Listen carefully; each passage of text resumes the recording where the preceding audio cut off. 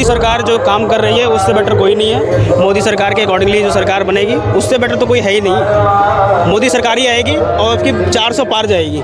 बेरोजगारी तो पहले भी थी, ऐसा नहीं है। आप ये कैसे कह सकते हैं बेरोजगारी नहीं थी पहले? डिपेंड करता है, कह रहे हैं तो पूरा विपक्ष पहले भी कहता था। डिपेंड करता है, आप ये देखो कि बेरोजगार को लेके जो चीज़ें हैं उसके अकॉर्डिंगली पहले भी महंगाई थी।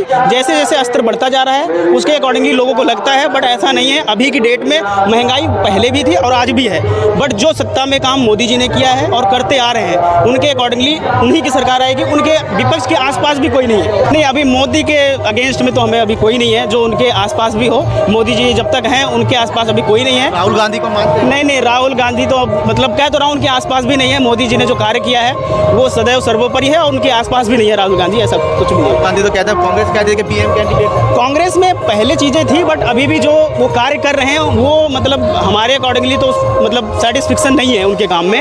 ठीक है, आगे लगे हुए हैं, कार्य कर रहे हैं, आगे चीज़ें होंगी, बट मोदी जी का उनसे कंपेयरनेस करना वो इम्पॉसिबल है। आप ईवीएम को लेके मोदी के प्रति जो लोगों का विचार है, जो प्यार है और जो उनका समर्थन है ना, वो मतलब अटूट है। आप उसके लिए ये नहीं कह सकते कि नहीं ईवीएम को कल को ब्लेम करें या अन्य चीज़ों को लेके ब्लेम करें या बेरोजगारी को लेके ब्लेम करें। ये सारी चीज़ें पहले भी थी, आज ही इन सब चीज़ों को क्यों मुद्दा बनाया जा रहा है? और गठबंधन में लड़े कुछ लड़े, दिल्ली की जनता आज देख रही है। आज दिल्ली की जनता समझदार हो रही है। आज दिल्ली की जनता तराई है। वो आज इतनी नैतिकता की बात करता है जो उनका एक विधायक नाले में दोषी मिलता है और चोर मुशर्रफ भाई आज उनका करनी कथनी पता लग चुकी है और जनता ने उनको सबक सिखाना ठाना हुआ है। और जो एक मुखटा पहन के आया था और जनता ने इस मुखटा के साथ बोला जा रहा है तो उसको पता लग रहा है। ऐसे लोगों का, मीडिया कर्मियों का, जो अच्छे के मीडिया कर्मी हैं, उनकी आवाज दबाने का विपक्ष काम कर रहा है।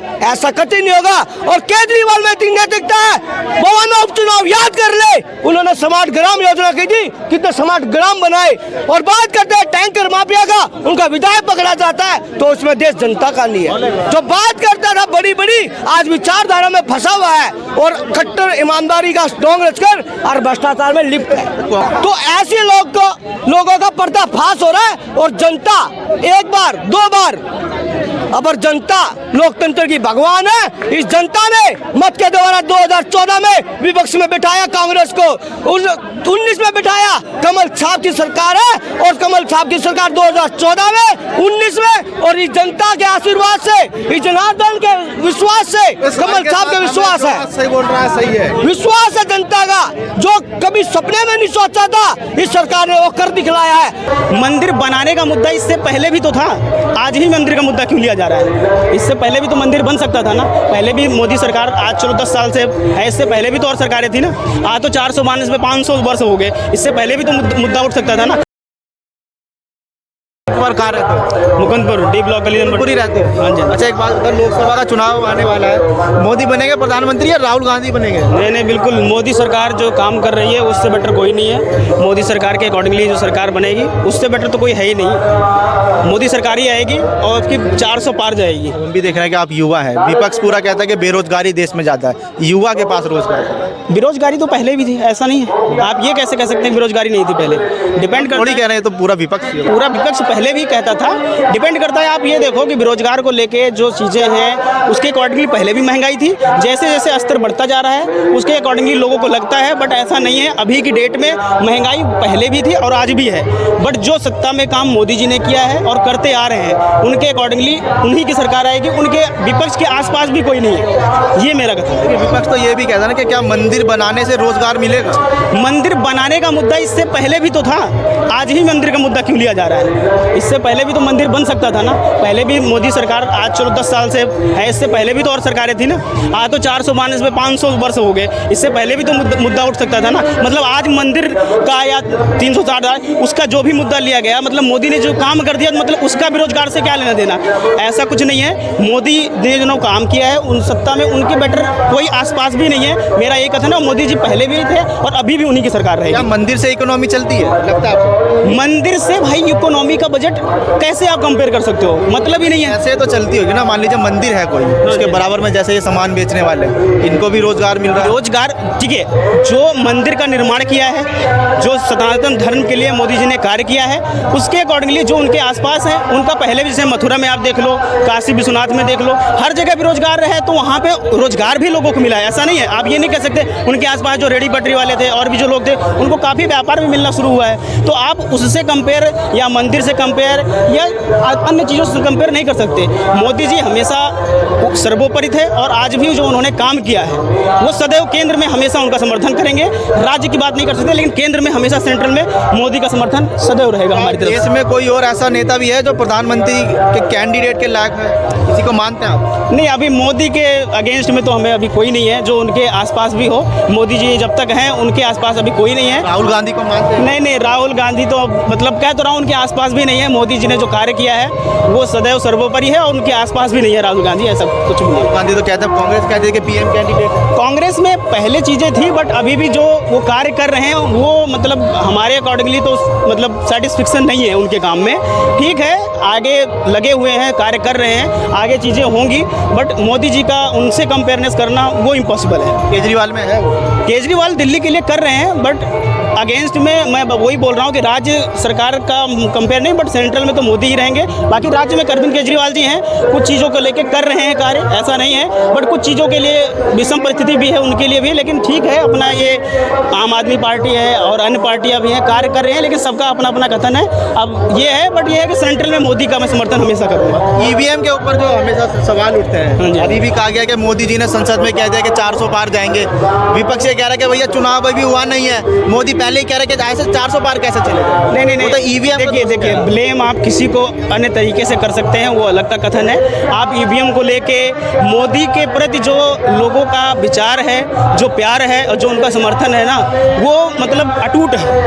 आप उसके लिए ये नहीं कह सकते कि नहीं ईवीएम को कल को ब्लेम करें या अन्य चीज़ों को लेके ब्लेम करें या बेरोजगारी को लेके ब्लेम करें।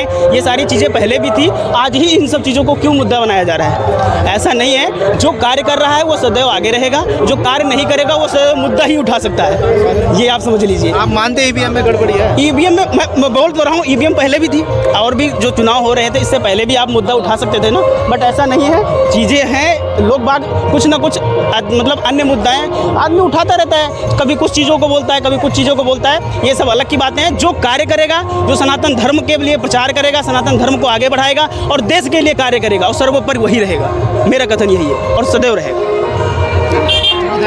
आज कांग्रेस और आम आदमी पार्टी दोनों मिलकर चुनाव लड़ेंगी। एक समय था जब केजरीवाल बगल में एक फाइल दुबकाकर घूमते थे और कहते थे कि पूरी कांग्रेस ही भ्रष्टाचारी है, लेकिन अब तो दोनों इकट्ठे होकर चुनाव लड़ रहे हैं। देखिए, जो नैतिकता की बात करता था, जो कहता था बच्चों की, अपने बच्चों को नहीं बख्शा तो दिल्ली को क्या बख्शेगा? और जो गठबंधन में लड़े कुछ लड़े, दिल्ली की जनता आज देख रही है। आज दिल्ली की जनता समझदार हो रही है। आज दिल्ली की जनता तराई है। वो आज इतनी नैतिकता की बात करता है, जो उनका एक विधायक न्यायालय में दोषी मिलता है, कब इस्तीफा देंगे? और लोकसभा के साथ इतनी हिम्मत है, इतनी नैतिकता है, जो ईमानदारी का पाठ पढ़ने आया था तो आज इस्तीफा दे, विधानसभा भंग करे और चुनाव लोकसभा के साथ करे, दूध का दूध पानी का पानी हो जाएगा। और यहाँ पर ऐसा कतई नहीं होगा। और केजरीवाल में इतनी नैतिकता है, भवन में उपचुनाव याद कर ले, उन्होंने स्मार्ट ग्राम योजना की थी, कितने स्मार्ट ग्राम बनाए। और बात करते हैं टैंकर माफिया का, उनका विधायक पकड़ा जाता है तो उसमें देश जनता का नहीं है। जो बात करता था बड़ी बड़ी, आज विचारधारा में फंसा हुआ है और कट्टर ईमानदारी का ढोंग रचकर और भ्रष्टाचार में लिप्त है। कांग्रेस के साथ चुनाव लड़ रहे हैं आप तो? देखिए, पहले तो वो कहते थे कि कांग्रेस ही भ्रष्टाचारी है, सत्ता में ही हो। चोर चोर मुशर्रफ भाई, आज उनका करनी कथनी पता लग चुकी है और जनता ने उनको सबक सिखाना ठाना हुआ है। और जो एक मुखटा पहन के आया था और जनता ने इस मुखटा के साथ बोला जा रहा है तो उसका पता लग रहा है। तो ऐसे लोगों का पर्दाफाश हो रहा है। और जनता एक बार दो बार, अब जनता लोकतंत्र की भगवान है। इस जनता ने मत के द्वारा 2014 में विपक्ष में बिठाया कांग्रेस को, 19 में बिठाया। कमल छाप की सरकार है और कमल छाप की सरकार 2014 में, 19 में, और इस जनता के आशीर्वाद से, इस जनार्दन के विश्वास से, कमल छाप का विश्वास है, सही बोल रहा है, सही है, विश्वास है जनता का, जो कभी सपने में नहीं सोचा था इस सरकार ने वो कर दिखाया। दिखलाया है, जो कभी कल्पना नहीं की थी आगे बढ़ रहा है। तो ऐसे विश्वास जो बढ़ रहा है तो इस सरकार में बढ़ रहा है। कांग्रेस क्यों अभी तक अपने कैंडिडेट डिक्लेयर नहीं कर पाई? आम आदमी पार्टी ने तो कर भी दिए। देखिए, आम आदमी पार्टी डिक्लेयर करे, कोई डिक्लेयर करे, भारतीय जनता पार्टी का प्रत्याशी आएगा और भारतीय जनता पार्टी कमल के फूल के निशान पर यह जनता अपने मत का प्रयोग कर आगे उनको जिताने का काम करेगी। चेहरा कोई भी हो, सिर्फ एक ही निशान है, कमल कमल कमल। बीजेपी के जो सिटिंग जो कैंडिडेट है, जो सदस्य हैं लोकसभा में, कई सदस्य आए थे जिनकी टिकट कटेगी इस बार। देखिए, वो संसदीय दल का बोर्ड का फैसला है, वो किसकी टिकट काटेगी, किसको देगी, वो संसदीय दल बोर्ड क्या करेगा। वो तो जिसकी भी निशान चेहरा बनेगा और जिसको भी टिकट मिलेगी, दिल्ली की जनता तन मन धन से उसको जिताने का काम करेगी, कमल छाप निशान को जिताने का काम करेगी। केजरीवाल तो कह रहे हैं गठबंधन 7 सीटें जीतेगा। देखिए, इनके घड़ियालू आंसू, इनका एक ही अलग होगा, जब लोकसभा का चुनाव का रिजल्ट आएगा। जनता का अपमान करना इन्होंने प्रायश्चित बना चुके हैं। जनता का इन्होंने दोहरीकरण करना, उनका तुष्टीकरण करना, उन जनता का अपमान करना, सिर्फ ईवीएम पर दोष देना इनका ध्येय बन चुका है और अपने आप को वही आगे अगर अलपेंगे। कई बार जो है ईडी ने भी 8-9 बार समन भेज चुके हैं, फिर भी केजरीवाल पेश नहीं हो रहा। अगर ईमानदार है तो पेश होना चाहिए क्या? ईमानदारी का चोला पहन के आए थे, ईमानदारी का ढोंग रच के आए थे। जो मैं बता रहा हूं, उनको तो ईडी का सम्मान आया है, नहीं पेश हो रहे।